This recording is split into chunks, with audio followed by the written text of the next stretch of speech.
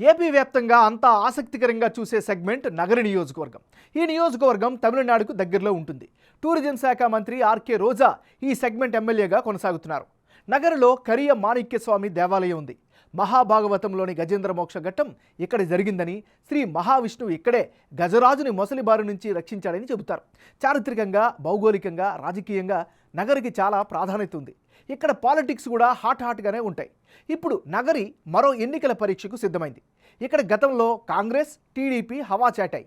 గతంలో కాంగ్రెస్ నుంచి చెంగారెడ్డి 5 సార్లు ఎమ్మెల్యేగా గెలిస్తే, టీడీపీ నుంచి గాలి ముద్దు కృష్ణమనాయుడు ఏకంగా 6 సార్లు గెలిచారు. నమ్మితే నెత్తిన పెట్టుకునే జనం నగరిలో ఉన్నారు. ఇందుకు గత ఫలితాలే నిదర్శనం. వైసీపీ వేవుతో గత 2 ఎన్నికల్లో రోజా గెలిచారు. ఇప్పుడు కూడా టీడీపీ, వైసీపీ మధ్య ద్విముఖ పోరుకు రంగం సిద్ధమైంది. మరి ఆ ఫలితాలు ఎలా ఉందో తెలుసుకునే ముందు 2019 అసెంబ్లీ ఫలితాలను ఓసారి చూద్దాం. 2019 ఎన్నికల్లో ఆర్కే రోజా వర్సెస్ గాలి భానుప్రకాష్ వీళ్ళిద్దరి మధ్య ప్రధానంగా పోటీ జరిగింది. ఆ ఎన్నికల్లో వైసీపీకి 48% ఓటు షేర్ వస్తే, తెలుగుదేశం పార్టీకి 46%, ఇతరులకు 6% ఓటు షేర్ దక్కింది. అంటే 2019 అసెంబ్లీ ఎన్నికల్లో వైసీపీ అభ్యర్థి రోజా 48% ఓట్లు సాధించారు. అదే సమయంలో టీడీపీ అభ్యర్థికి 46% ఓట్లు వచ్చాయి. కేవలం 1.6% ఓట్లతోనే టీడీపీ ఇక్కడ ఓడిపోయింది. ఇక్కడ కీలకమైన మొదిలియార్ కమ్యూనిటీ వైసీపీకి అండగా నిలబడడంతో గెలుపు సాధ్యమైంది. టీడీపీ నుంచి గాలి ముద్దు కృష్ణమనాయుడు కొడుకు గాలి భానుప్రకాష్ పోటీకి దిగినా విజయాన్ని అందుకోలేకపోయారు. మరి రాబోయే ఎన్నికల్లో నగరి సెగ్మెంట్ రాజకీయం ఎలా ఉండబోతుందో big TV exclusive detailed election సర్వేలో వెల్లడైన అభిప్రాయాలను ఇప్పుడు పరిశీలిద్దాం. ఈసారి జరగనున్న ఎన్నికల్లో ఆర్కే రోజాకి కలిసొచ్చే అంశాలు, పాజిటివ్ ఫ్యాక్టర్స్ ఏంటో ముందుగా పరిశీలిస్తే, రోజాకి నగర నియోజకవర్గంలో పట్టు పెంచుకోవడం ఆమెకి ఖచ్చితంగా కలిసి వచ్చేటటువంటి ఫ్యాక్టర్గా కనిపిస్తుంది. మరోవైపు జనంలో వ్యక్తిగతంగా ఇమేజ్ అయితే బాగానే కనిపిస్తూ ఉంది. ఇది కూడా ఆమెకి బాగా కలిసి వచ్చినట్టు ఫ్యాక్టర్.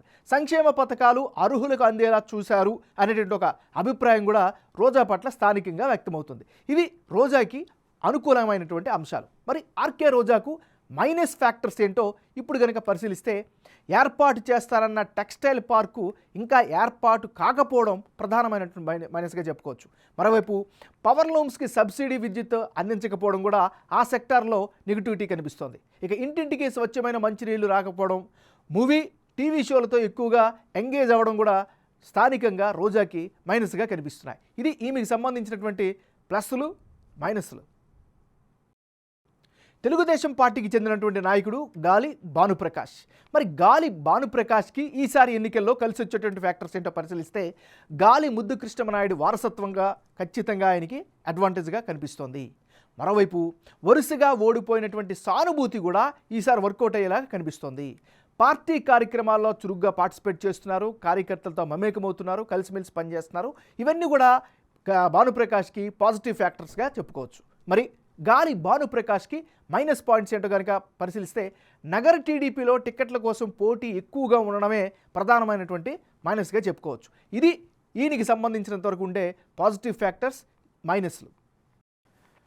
ఈ నియోజకవర్గంలో ఉండే కులాల వారీగా ఉండే ఈక్వేషన్స్ ఎలా ఉన్నాయి పరిశీలిస్తే, ఈ నియోజకవర్గంలో ముదిలియార్స్ 15% మంది నివసిస్తున్నారు.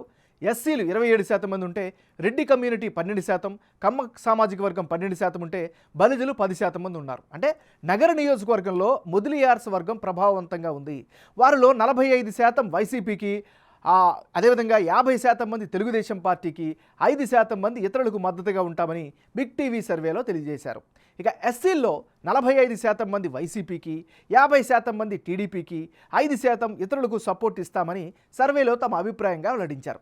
ఇక రెడ్డి సామాజిక వర్గంలో 65% మంది వైసీపీకి, 30% మంది టీడీపీకి, 5% మంది ఇతరులకు మద్దతుగా ఉంటామని చెప్తున్నారు. ఇక కమ్మ కమ్యూనిటీలో 30% మంది వైసీపీకి, 65% తెలుగుదేశం పార్టీకి, 5% ఇతరులకు సపోర్ట్ ఇస్తామని చెబుతున్నారు. ఇక బలిజ వర్గానికి చెందిన వారిలో 60% మంది జగన్ పార్టీకి, 40% మంది టీడీపీకి మద్దతు ఇస్తామని సర్వేలో తమ అభిప్రాయంగా తెలియజేశారు. రానున్న ఎన్నికల్లో నగర నియోజకవర్గంలో ఎవరెవరు పోటీలో ఉంటే ఫలితాలు ఏ విధంగా వచ్చే అవకాశం ఉందో పరిశీలిద్దాం. రోజా వర్సెస్ గాలి భానుప్రకాష్ వీళ్ళిద్దరి మధ్య కనుక పోటీ జరిగితే, అప్పుడు వైసీపీకి 41%, తెలుగుదేశం పార్టీకి 49%, ఇతరులకు 10% ఓట్లు దక్కే అవకాశం కనిపిస్తోంది.